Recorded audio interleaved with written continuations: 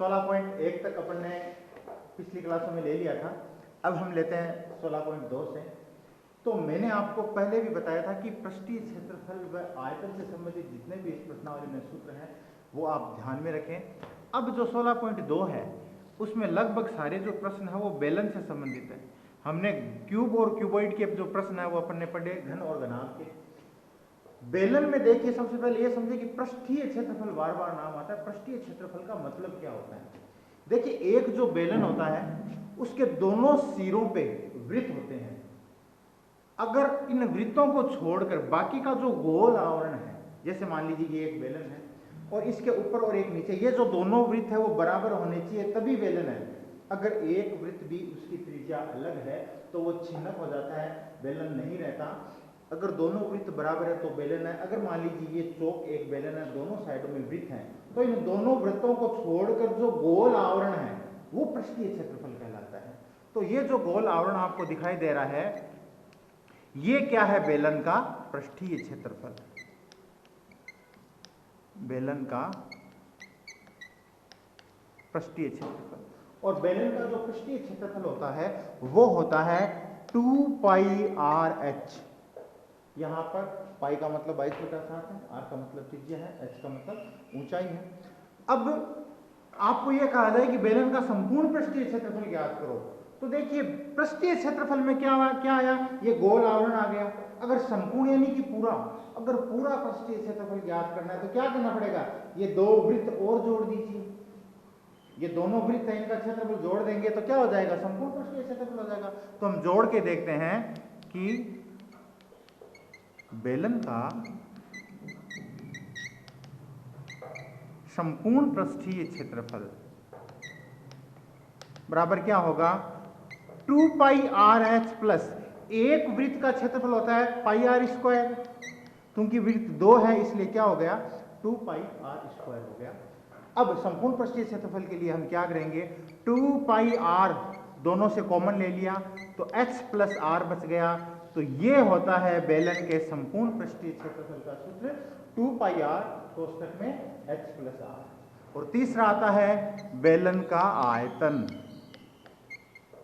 बेलन का आयतन जो होता है πr²h। ये तीन सूत्र आपके बेलन के हैं जो काम में आने हैं। बेलन का वक्र पृष्ठीय क्षेत्रफल, बेलन का संपूर्ण पृष्ठीय क्षेत्रफल और बेलन का आयतन। अब हम सवाल करते हैं। पहला अपना सवाल है कि एक बेलन का व्यास 14 सेंटीमीटर है। देखिए, बेलन का व्यास बराबर 14 सेंटीमीटर। व्यास का मतलब त्रिज्या से दुगुना। अगर व्यास 14 है तो त्रिज्या कितनी हुई? 14/2 यानी कि 7 सेंटीमीटर इसकी त्रिज्या हो गई। ऊंचाई 15 सेंटीमीटर है। बेलन की ऊंचाई जो है वो 15 सेंटीमीटर दी हुई है। हमें ज्ञात क्या करना है? बेलन का संपूर्ण पृष्ठीय क्षेत्रफल और आयतन ज्ञात करना है। बेलन का आयतन व बेलन का संपूर्ण पृष्ठीय क्षेत्रफल, दोनों के सूत्र भी हमने लिखे थे। बेलन का जो आयतन होता है वो πr² होता है। बेलन का जो संपूर्ण पृष्ठीय क्षेत्रफल होता है वो 2πr और r प्लस h होता है। ये अपने बेलन का संपूर्ण पृष्ठीय क्षेत्रफल होता है। अगर हम आयतन ज्ञात करेंगे तो हमें त्रिज्या और ऊंचाई चाहिए। पाई की जगह तो 22/7 लिख देंगे, तो त्रिज्या 7 है, ऊंचाई 15 है। आयतन ज्ञात कर लेंगे। इसी तरह से इसमें भी ऊंचाई और त्रिज्या ही चाहिए। अब हम क्या कर देंगे? दोनों के अंदर वैल्यू पुट करेंगे। तो आयतन की जगह क्या लिखा? पाई की जगह 22/7 गुणा त्रिज्या कितनी है? 7 है, तो 7 गुणा 7 गुणा ऊंचाई कितनी है? 15। ये मैंने 7 और 7 काट दिए तो आपके पास ये जो बेलन का आयतन आ गया 2310 घन सेंटीमीटर। 2310 घन सेंटीमीटर। अब अपन करते हैं बेलन का संपूर्ण पृष्ठीय क्षेत्रफल। तो 2 गुणा 22/7 गुणा त्रिज्या कितनी है? 7, फिर 7 प्लस ऊंचाई कितनी है अपने? 15। तो यहाँ पर क्या आ गया? 15। अब देखिए 7 से 7 कट गया, 22 गुणा 2 क्या रहा 44, और 15 और 7 अपन जोड़ देंगे, 22 हुए। तो 15 गुणा ये कितने हुए 968 वर्ग सेंटीमीटर। ये अपने आ गया बेलन का संपूर्ण पृष्ठीय क्षेत्रफल, और ये आया अपने बेलन का आयतन।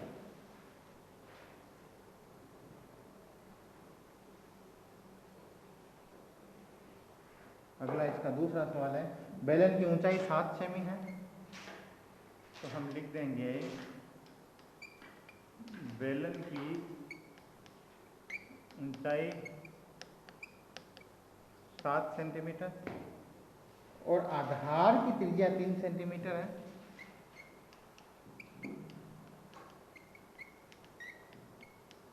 आधार की त्रिज्या बराबर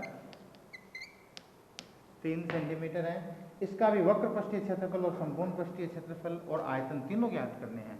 इसका देखिए वक्र पृष्ठीय क्षेत्रफल, संपूर्ण पृष्ठीय क्षेत्रफल और आयतन तीनों ज्ञात करने हैं। तो वक्र पृष्ठीय क्षेत्रफल का आपको सूत्र बताया था कि 2πr/h होता है। संपूर्ण पृष्ठीय का 2πr और कोष्ठक में h + r होता है, और आयतन का होता है πr²h। हमें इनमें सब के अंदर ऊंचाई और त्रिज्या दो ही चीज चाहिए। इसमें भी देखो ऊंचाई और त्रिज्या चाहिए, इसमें भी ऊंचाई और त्रिज्या, और इसमें भी ऊंचाई और त्रिज्या, और दोनों चीजें अपन को दी हुई है। तो हम क्या करेंगे, सीधा इसमें मान लिखेंगे, तो आंसर आ जाएंगे आपके पास में।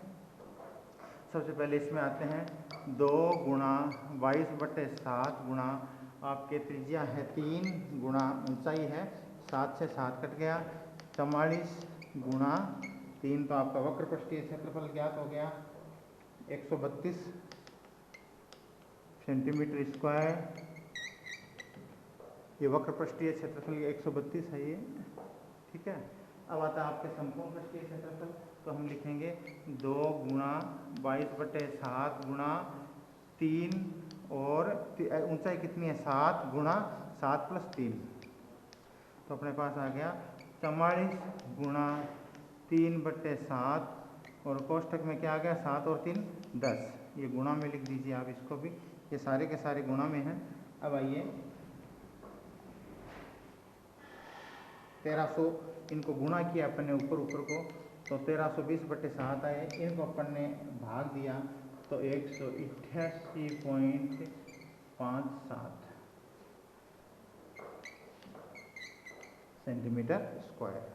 अब आते हैं इस पे, तो अपन ने फिर से पाई की जगह मान लिखा 22/7, इससे आयतन ज्ञात होगा, त्रिज्या गुणा त्रिज्या यानी कि 3 गुणा 3 गुणा 7, 7 से 7 फिर कट गया, तो 22 गुणा 9 आया, तो 198 घन सेंटीमीटर। ये अपन ने वक्र पृष्ठीय क्षेत्रफल, संपूर्ण पृष्ठीय क्षेत्रफल और आयतन ज्ञात किया।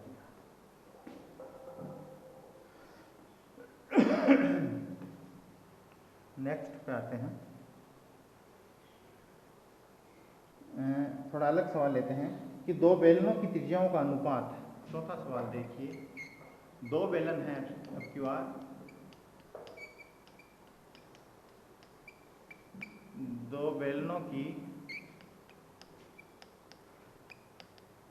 त्रिज्याओं का अनुपात, यानी अपन R1 अनुपात R2 मान लेते हैं। दो बेलन है, दो ही त्रिज्याएं हैं, R1 और R2 मान लिया, वो कितना है 2:3 है, 2:3 है। और ऊंचाइयों का अनुपात, इन दोनों बेलनों की ऊंचाइयों का अनुपात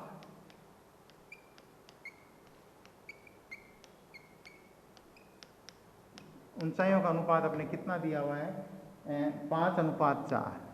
तो H1 अनुपात H2 यानी कि 5:4।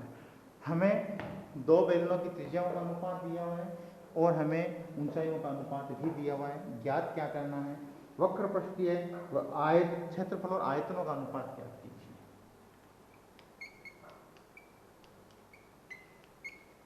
वक्र पृष्ठीय क्षेत्रफल व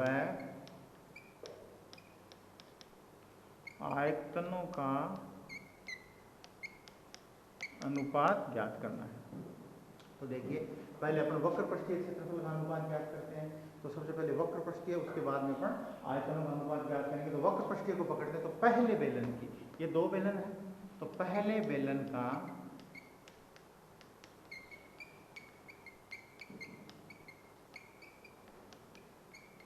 वक्र पृष्ठीय अनुपात क्या होगा, 2πr(h) होता है। और दूसरे बेलन का, चलो इसमें मान लिख देते हैं 2π, पाई की जगह एक बार पाई लिख देते हैं। अब इसको अपन r1 और h1 मान लेते हैं, क्योंकि पहला बेलन है। तो r1 और h1 कितना है, 2 गुणा 5। तो अपन क्या लिख देंगे, 2 गुणा 5। तो कितने हो गए अपना, 20 पाई हो गए। इसका क्या आया, 20 पाई। अब दूसरे बेलन का वक्र पृष्ठीय अनुपात, दूसरे बेलन का वक्र पृष्ठीय अनुपात क्या हो जाएगा, 2πr2 गुणा h2 हो जाएगा। तो 2π की जगह 2π, और r2 कितना है, 3 है, h2 कितना है, 4 है। तो इनको गुणा कर दीजिए, 24 पाई हो जाएगा, 24 पाई। अब इनका अनुपात ज्ञात करते हैं। तो दोनों को बट्टे में लिख देते हैं। तो 20 पाई बटा 24 पाई, पाई से पाई कट गया। अब इनको अपन काट लें। तो ये जिस भी पहाड़े से कट रहे हैं, अपन इनको काट के इनका अनुपात निकाल लें। आप छोटे पहाड़े से भी काट लें, 10 और 12, 6 और 5।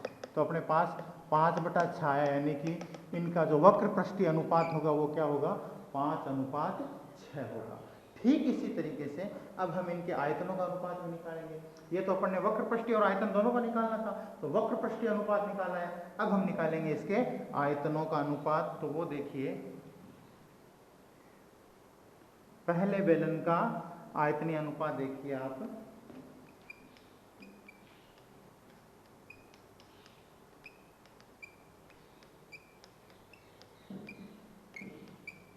आयतनीय अनुपात क्या होगा, πr² होता है। तो पाई की जगह पाई रहने दो, r1 h1 कर देते हैं पहले अपन इसको। तो r1 h1 क्या है, 2 गुणा 5 बराबर 10 पाई हो गया। पहले का कितना हुआ, 10 पाई। ठीक इसी तरीके से दूसरे बेलन का अनुपात क्या हो जाएगा, πr2h2। लेकिन अपन यहाँ पर देखिए πr² है, अपन को यहाँ पर r कितनी बार लिखना पड़ेगा, 2 बार लिखना पड़ेगा। अपन ने एक ही बार लिखा है। तो अपन यहाँ पर 2 गुणा 5 करेंगे तो यहाँ पर कितने आ जाएंगे, 20 पाई आएंगे। यहाँ पर क्या आएगा, 20 पाई आएगा। यहाँ पर भी अपन क्या करेंगे, पाई की जगह पाई लिख दीजिए, r2। तो r2 कितना है, 3 गुणा h2 कितना है, 4 है। तो इनको गुणा कर देंगे, 36 पाई। अब इनका अनुपात निकालेंगे। तो क्या हम इसका अनुपात निकालेंगे, तो 20/36 पाई, पाई से पाई कट गया, 5/9, यानी कि 5:9 इसका आंसर आ गया। तो हमने इसका वक्र पृष्ठीय क्षेत्रफल का अनुपात और जो आयतनीय अनुपात है वो इस सवाल में ज्ञात किया। अब सवाल एक और लेते हैं, अगला 5वां सवाल है। देखिए, एक बेलन का संपूर्ण पृष्ठीय क्षेत्रफल 462 वर्ग सेंटीमीटर है। बेलन का संपूर्ण पृष्ठीय क्षेत्रफल 462 सेंटीमीटर स्क्वायर है। फिर क्या दिया हुआ है, इसका वक्र पृष्ठ संपूर्ण पृष्ठीय क्षेत्रफल का 1/3 है। तो ज्ञात क्या करना है, बेलन का आयतन ज्ञात कीजिए। बेलन का आयतन हमें ज्ञात करना है। तो देखिए, जो ज्ञात करना है आयतन, तो उसका जो सूत्र होता है वो होता है πr²h। यानी कि अगर हमारे पास त्रिज्या और ऊंचाई दोनों हो तो हम इसका आयतन ज्ञात कर सकते हैं। तो हम क्या करेंगे, जो चूंकि अभी त्रिज्या और ऊंचाई दिए हुए नहीं है, तो जो दिए हुए हैं उनसे अपन त्रिज्या और ऊंचाई पहले ज्ञात करते हैं। हमें दिया हुआ क्या है, बेलन का संपूर्ण पृष्ठीय क्षेत्रफल। तो बेलन का संपूर्ण पृष्ठीय क्षेत्रफल क्या होता है, 2 pi r h plus pi r square बराबर 462। देखिए 2 पाई आर कॉमन लेते हैं, अभी आपको मैंने जब सूत्र समझाए थे तो कहा था 2 पाई आर कॉमन लेने से ये संपूर्ण पृष्ठीय क्षेत्रफल का सूत्र हो जाता है। तो संपूर्ण पृष्ठीय क्षेत्रफल बराबर कितना दिया हुआ है, 462। देखिए 2 पाई आर और h प्लस आर होता है ना संपूर्ण पृष्ठीय क्षेत्रफल का सूत्र। तो 2 पाई आर को h से गुणा किया 2 pi are h, 2 pi are को r से गुणा किया 2 पाई आर को इससे गुणा किया पाई आर, इस 2 पाई आर स्क्वायर।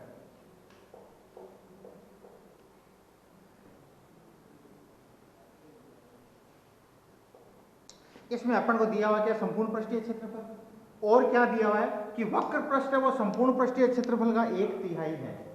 तो जो संपूर्ण पृष्ठीय क्षेत्रफल है उसका 1/3 वक्र पृष्ठ है। तो अपन पहले वक्र पृष्ठ ज्ञात कर लें। तो वक्र पृष्ठीय क्षेत्रफल बराबर 462/3। अब इसका 1/3 है, तो अपन ने 462 में 3 का भाग दिया, 154 आ गया। यानी कि वक्र पृष्ठ का मतलब क्या होता है, 2 पाई आर एच अपने पास कितना आ गया, 154 आ गया। अब अपन को दिया हुआ क्या है, संपूर्ण पृष्ठीय क्षेत्रफल। तो संपूर्ण पृष्ठीय क्षेत्रफल बराबर 462 सेंटीमीटर स्क्वायर है। संपूर्ण पृष्ठीय क्षेत्रफल का सूत्र क्या होता है, 2 पाई आर और एच प्लस आर बराबर 462 हो गया। इसको अपन खोल लेते हैं, तो 2 pi r h plus 2 pi r square बराबर 462 हो गया। अब देखिए 2 पाई आर एच बराबर क्या है, 154 है।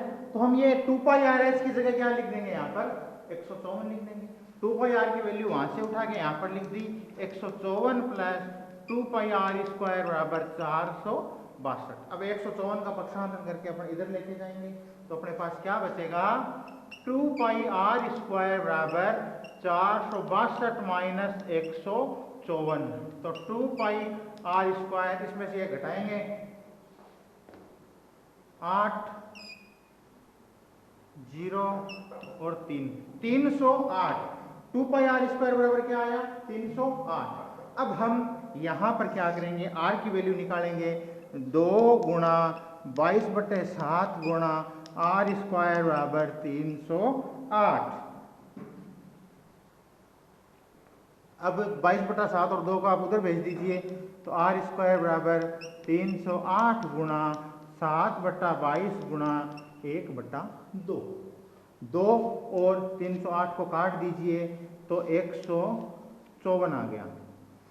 और अब 22 का भाग जा रहा है इसमें, 154 में 7 बार गया, तो आर स्क्वायर बराबर 49 और आर बराबर √49 यानी कि 7। अपन को इसमें क्या ज्ञात करना था, आयतन ज्ञात करना था, और आयतन में त्रिज्या और ऊंचाई दो चीजें चाहिए। तो अपन को त्रिज्या तो मिल गई 7 है, अब हमको चाहिए ऊंचाई। तो ऊंचाई का क्या करेंगे, अपन को एक वैल्यू दी हुई है, 2 पाई आर एच का मान दिया हुआ है। इसमें अगर हम आर का मान यहाँ पर रख दें 7, तो किसका मान आएगा, एच का मान आएगा। तो हम क्या करेंगे, इसी सवाल में इसकी वैल्यू रख देते हैं कि 2 पाई आर एच हमें दिया हुआ है, सामने आया हुआ है हमारे कि 2 पाई आर एच बराबर 154 है। तो 2 गुणा 22/7 गुणा आर की जगह अपन ने आर निकाल ही लिया, अभी 7 होता है तो आर की जगह 7 लिख दिया, गुणा एच हमें ज्ञात करना है, बराबर में क्या आ गया, 154। अब इनका पक्षांतर कर दीजिए। देखिए 7 और 7 तो वैसे ही कट रहे हैं, इधर ही कट रहे हैं। 2 गुणा 22/7 गुणा आर अपन ने 7 लिख दिया, और ये 7 और 7 कट गए ना अपने, ठीक है। अब देखिए क्या बचा यहाँ पर, 44, एच बराबर 154 बचा, एच बराबर 154/44। 22 का भाग जा रहा है, इसमें 7 बार गया, इसमें 2 बार गया, तो जो एच आया वो कितना आया, 7/2। ऊंचाई अपने पास कितनी आ गई, 7/2, और त्रिज्या कितनी आ गई, 7। अब हमें ज्ञात क्या करना है, आयतन, इसमें ऊंचाई और त्रिज्या दोनों चाहिए, दोनों हमारे पास आ चुकी हैं। तो अब हम निकालेंगे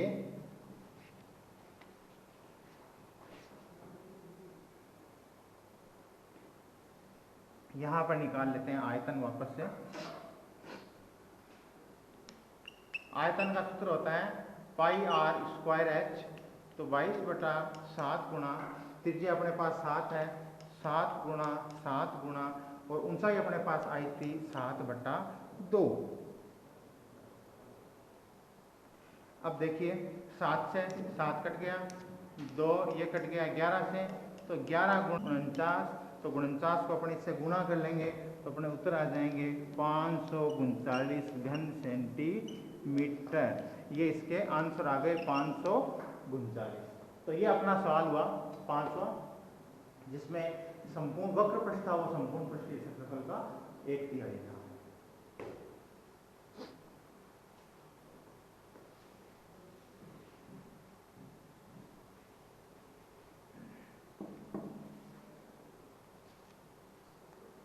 अब देखिए एक बेलन का आयतन दिया हुआ है, 7वां क्वेश्चन है। बेलन का आयतन दिया हुआ है 30 पाई सेंटीमीटर क्यूब, 30 पाई सेंटीमीटर क्यूब, और आधार का क्षेत्रफल दिया हुआ है 6 पाई सेंटीमीटर क्यूब।